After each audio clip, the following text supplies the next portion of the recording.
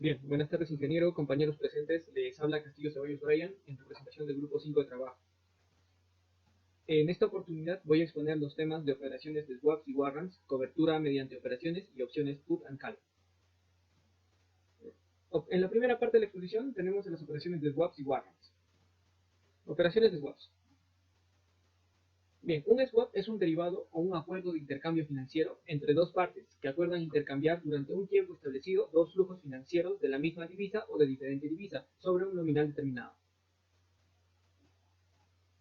Tenemos las características de los contratos swaps, que vendrían a ser que la primera, ¿no? Son operaciones con cumplimiento en un futuro.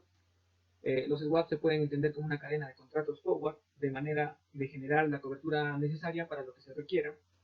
Otra característica sería el nocional o principal de un contrato swap es un monto de dinero que corresponde a un activo o pasivo específico, expresado en moneda nacional, moneda extranjera o UF. También tenemos que constituyen una herramienta para la gestión de activos y pasivos, generalmente utilizados por personas jurídicas. Cubren los riesgos contra movimientos adversos de tasas y precios. Bien, pasamos a los tipos de swaps. Tenemos tres tipos de swaps. Los swaps de tasa de interés, que vienen a ser los más comunes. En estos se intercambian flujos de intereses en una misma divisa y en una fecha determinada por ambas partes. También tenemos los swaps de materias primas, o llamados también commodity swaps. Son muy parecidos a los swaps de interés, pero lo voy a explicar mejor con un ejemplo. Tenemos el ejemplo de... Tenemos un swap de 3 años sobre el oro. Esta transacción es un intercambio de dinero basado en el precio del oro actualmente. Es decir, una contraparte A no entrega a su otra contraparte B oro en ningún momento. Por lo tanto, el swap se encarga de compensar cualquier diferencia existente entre el precio variable del mercado y el precio fijo establecido mediante el swap. Es decir, si el precio del oro baja por debajo del precio establecido, B le tiene que pagar a A la diferencia. Y si sube, A le tiene que pagar a B la diferencia.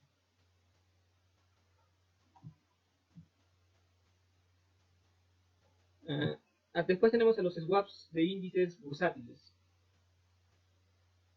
Estos swaps permiten intercambiar el rendimiento del mercado de dinero por el rendimiento de un mercado bursátil. Este rendimiento se refiere a la suma de dividendos recibidos, ganancias y o pérdidas de capital.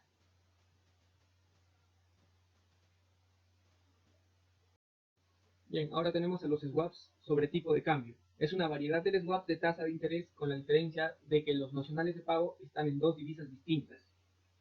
También tenemos a los swaps crediticios, también llamados por sus siglas en inglés Credit Default Swaps, CDS. Es un contrato swap sobre un determinado instrumento de crédito en el que el comprador paga periódicamente al vendedor y a cambio el vendedor paga una cantidad de dinero. Operaciones de warrants.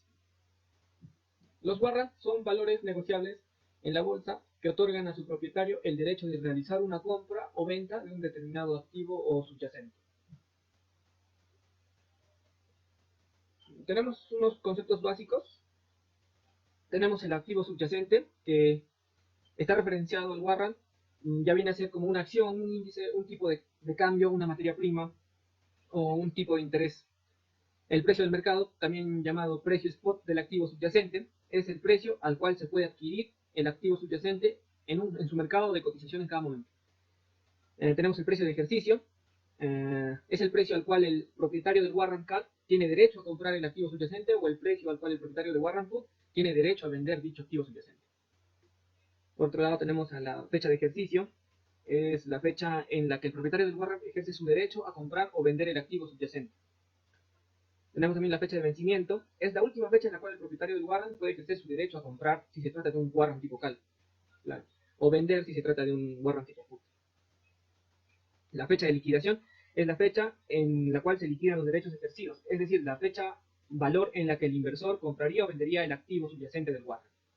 Tenemos también el ratio, es el número de subyacentes que da derecho a comprar en el caso del call o vender en el caso del put el warrant. Un warrant con ratio igual a 1 concede el derecho sobre una unidad de subyacente. Por último tenemos la prima, es el precio pagado por adquirir el valor. Por lo tanto, la cotización de un warrant representa en todo momento el precio a pagar por adquirir el derecho que otorga el warrant.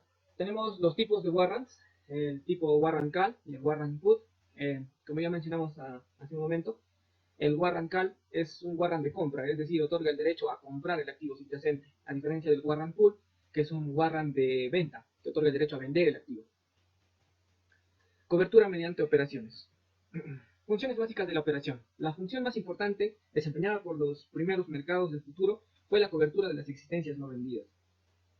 Durante la temporada de máxima actividad comercial, los operadores solían comprar suministros suficientes para satisfacer tanto las órdenes que tenían pendientes como las demandas futuras hasta que dispusieran de nuevos suministros. Los que tenían en reservas grandes existencias de una cosecha no vendida podían sufrir fuertes pérdidas en el caso de una caída de precios. Tenemos también el principio básico de la operación de cobertura, es comprar o vender un contrato de futuros equivalente y opuesto al compromiso de la transacción física, contraído fuera de la bolsa. Acá en este pequeño cuadrito tenemos especificado que la pérdida en el mercado al contado es igual a la ganancia en el mercado de futuros, así como la ganancia en el mercado al contado es igual a la pérdida en el mercado de futuros. Ahora pasamos a lo que vendría siendo el headwind o cobertura. La cobertura es una estrategia de gestión de riesgos. Se trata de reducir el riesgo de incertidumbre relacionado con las fluctuaciones de precios adversos en un activo. Tenemos en primera instancia las áreas de cobertura y sus riesgos, como vienen a ser los commodities o productos básicos, los valores, las monedas, las tasas de interés, el clima. También tenemos el tipo de cobertura, ya viene a ser tipo de cobertura total, parcial, correlacionada, tradicionales, en mercados monetarios, combinadas, en instrumentos derivados, de una exportación, de una importación, de financiación en divisas o de inversión en divisas. Posterior a eso tenemos a las estrategias de cobertura, las estrategias de renta variable, podría ser larga o corta, estrategias de mercado neutral, estrategias de arbitraje de fusión, estrategias de arbitraje convertible, estrategias de arbitraje de estructura de capital, estrategias de arbitraje de renta fija, estrategias dirigidas por eventos, estrategias macro global y estrategias de posición corta.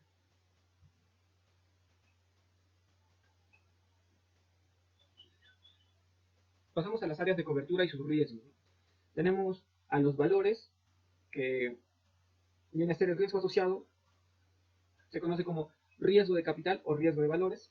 La moneda, que incluyen monedas extranjeras, hay varios tipos de riesgos asociados con la moneda, ¿no? Como ejemplo el riesgo de moneda o riesgo de exposición de divisas, así como el riesgo de volatilidad. Tenemos a las tasas de intereses, que vienen a ser los riesgos asociados con estas, se conocen como riesgos de tasas de interés. Ahora, el clima. Curiosamente, el clima también es una de las áreas donde es posible la cobertura para garantizar que los ingresos de los productores estén protegidos contra los desastres relacionados con el clima y las perturbaciones en los precios. Pasamos a ver las gestiones de riesgo. El objetivo de la gestión de riesgos es definir en qué circunstancias es deseable la cobertura de riesgos monetarios, qué mecanismos de cobertura deben emplearse preferentemente y exactamente qué activos y pasivos de una empresa están expuestos al riesgo de cambio. Vamos a detallar los riesgos de cambio. La cobertura de divisas elimina el riesgo de que las variaciones de los tipos de cambio afecten negativamente a los beneficios de la empresa. Los principales instrumentos financieros actualmente utilizados por las empresas para la cobertura son los contratos a plazos, los swaps y las operaciones en divisas. Bien, pasamos al riesgo fiscal. El riesgo de insolvencia puede ser una de las razones más importantes para que algunas empresas introduzcan mecanismos de cobertura, sobre todo en el caso de organizaciones pequeñas o poco diversificadas. Por último, tenemos a los riesgos en los negocios. Los riesgos del negocio es algo nuevo para muchos auditores internos, no es una materia nueva para la gerencia. Desde hace muchos años, la evaluación de riesgos del negocio es una actividad regular llevada a cabo por la gerencia como parte integral del proceso de planeamiento de negocios. Bien, ahora tenemos los riesgos multinacionales. Explicado de manera sencilla, tenemos a dos métodos de evitar estos riesgos. El primer método consiste en enfocar el riesgo extranjero como un problema individual, aumentando la tasa de actualización aplicable a proyectos extranjeros. El segundo método, preferible, todos los riesgos extranjeros se incorporan en los ajustes y a los flujos de efectivo pronosticados por el proyecto. La tasa de actualización para el proyecto extranjero se ajusta al riesgo solamente para los negocios en su totalidad y para el riesgo financiero. El ajuste de la tasa de actualización aplicada al flujo de efectivo de un proyecto extranjero para reflejar las incertidumbres políticas y de la moneda extranjera no penaliza el valor neto actual ni en proporción a la cantidad en riesgo ni a los posibles cambios con el tiempo y la naturaleza de este riesgo. La combinación de todos los riesgos en una sola tasa de actualización descarta mucha información sobre la incertidumbre del futuro. Tipos de cobertura. Empezamos con la cobertura total. Nos dice que una cuenta cubierta en su totalidad tiene en algún momento el mismo número de posiciones abiertas a la larga y a la corta. Esto tiene sentido cuando hacemos un esquema de análisis técnico en perspectiva de arriba hacia abajo. ¿Qué quiere decir un análisis en perspectiva de arriba hacia abajo? Se da cuando los traders empiezan con intervalos largos, o sea, gráficos mensuales o semanales, y terminan en gráficos diarios u ordinarios. O sea, de gráficos largos a gráficos cortos. Cobertura o hedging parcial. Una cuenta parcialmente cubierta es una cuenta que tiene posiciones abiertas a ambos lados del mismo par de divisas, solo que con un volumen diferente. Esto puede resultar de la percepción de un trader respecto al riesgo implícito de una operación concreta. Ahora tenemos a la cobertura correlacionada o cobertura sin limitaciones ni fronteras. La idea principal de esta técnica es que una posición abierta en concreto de la cuenta de trading sea cubierta por otra operación sobre un producto correlacionado. No importa realmente si es una correlación directa o inversa. Aquí tenemos las estrategias de cobertura, que vienen a ser las estrategias de mercados neutrales, las estrategias de renta variable, larga o corta, estrategia de posición corta, estrategia macro global, estrategia dirigida por eventos, estrategia de arbitraje de renta fija, estrategia de arbitraje de estructura de capital y estrategia de arbitraje convertible. Y por último tenemos la estrategia de arbitraje de fusión. Bien, ahora tenemos a las estrategias de cobertura, que como ya lo mencioné, están la estrategia de renta variable larga corta. En esta estrategia se mantienen las posiciones de los largos y cortos en la renta variable y derivados. Por lo tanto, el administrador del fondo comprará las acciones que considere que están infravaloradas y venderá las que estén sobrevaluadas. Las estrategias de mercado neutral, por lo contrario, de las estrategias de renta variable y larga corta, los fondos de cobertura apuntan a cero, exposición neta en el mercado, lo que significa que a los cortos y largos tienen el mismo valor de mercado. En tal caso, los gerentes generan su retorno completo de la selección de valores. Esta estrategia tiene un riesgo menor, pero también al mismo tiempo implica que los rendimientos esperados sean bajos. Ahora pasemos a las estrategias de arbitraje de fusiones. En dichas estrategias, las acciones de dos compañías se fusionan y compran y venden simultáneamente para crear una ganancia sin riesgo. Esta estrategia particular de fondos de cobertura analiza el riesgo de que el acuerdo de fusión no se cierre a tiempo o en absoluto. Tenemos la estrategia de arbitraje convertible, que nos dice que un fondo de cobertura de arbitraje convertible generalmente incluye bonos convertibles a largos y una proporción corta de las acciones en las que se convierte. En términos simples, incluye una posición larga en bonos y posiciones cortas en acciones ordinarias o acciones. Ahora pasamos a las estrategias de arbitraje de estructura de capital. Se compra la seguridad infravalorada de una empresa y se vende su seguridad sobrevaluada. Su objetivo es beneficiarse de la ineficiencia de precios en la estructura de capital de la empresa emisora.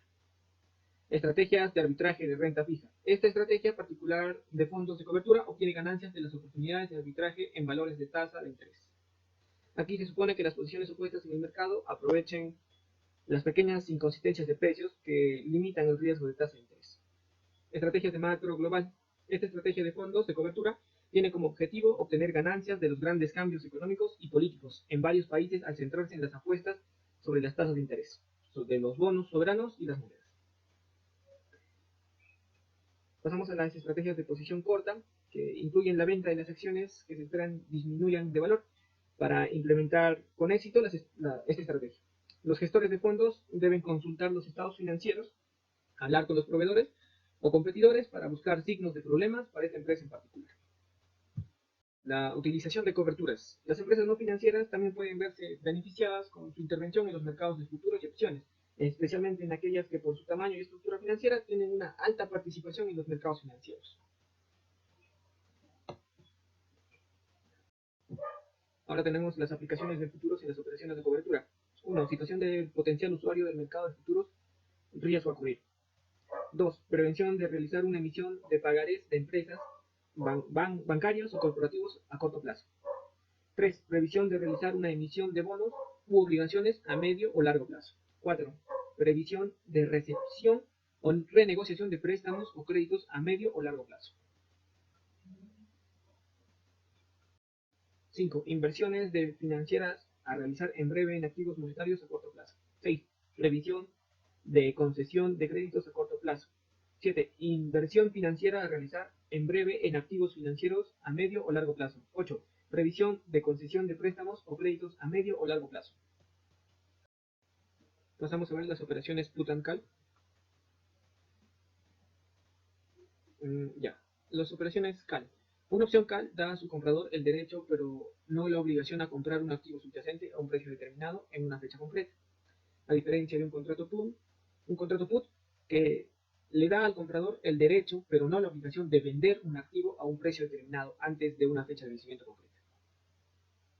Acá podemos ver las gráficas de ambos, compra call, venta call, así como compra put y venta put. Factores que definen el valor de la opción. Tenemos a la volatilidad, que mide la variabilidad de los precios futuros del activo subyacente.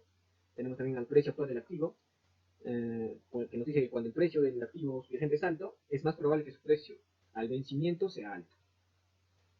También tenemos al precio de ejercicio, que es como una opción de compra que da derecho a comprar un activo al precio de ejercicio. Seguimos con el tiempo de vida. En las opciones americanas, a mayor tiempo de vida, más vale la opción, ya que da al titular mayor discrecionalidad sobre cuándo ejercerla. En las europeas, el aumento de vida aumenta la dispersión del valor del activo subyacente al vencimiento y reduce el valor presente del precio de ejercicio. Tipos de interés. Cuando suben, se reduce el valor presente del precio de ejercicio. Suben las opciones de compra y bajan las de venta. Dividendos distribuidos. Como distribuidor de dividendos, produce una caída de la cotización. Aumentar los dividendos distribuidos tiene un efecto positivo sobre las opciones de venta y negativo sobre las opciones de compra.